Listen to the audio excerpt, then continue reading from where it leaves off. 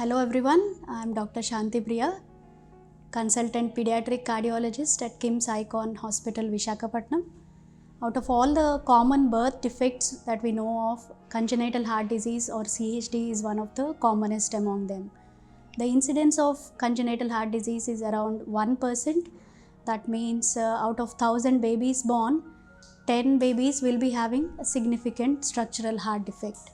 But out of these babies, 20% will be having a critical or a severe form of congenital heart disease which require immediate intervention. Majority of the CHDs, that is congenital heart diseases, can be classified into four major categories.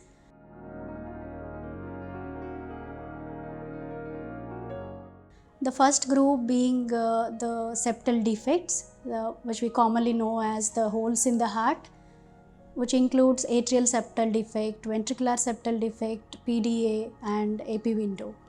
These babies present with symptoms of increased blood flow to the lungs or heart failure, which can present as decreased feeding, reduced weight gain and rapid breathing while feeding and feeding difficulties. The second group are the blue babies group, that is commonest one being tetralogy of Fallot.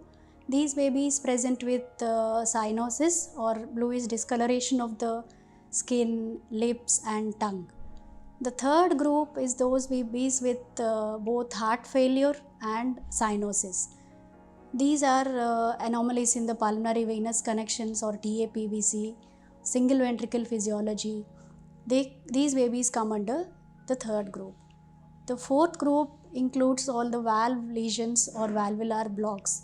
These children present relatively late and are asymptomatic till a delayed age, and usually they are routinely picked up by the pediatrician during routine visits with the incidental detection of murmur.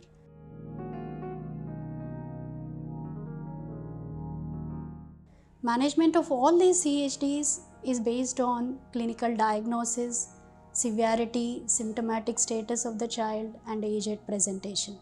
So in contrary to the common belief that most of the CHDs or congenital heart diseases resolve with age, we need to follow up these babies and reassess them regularly.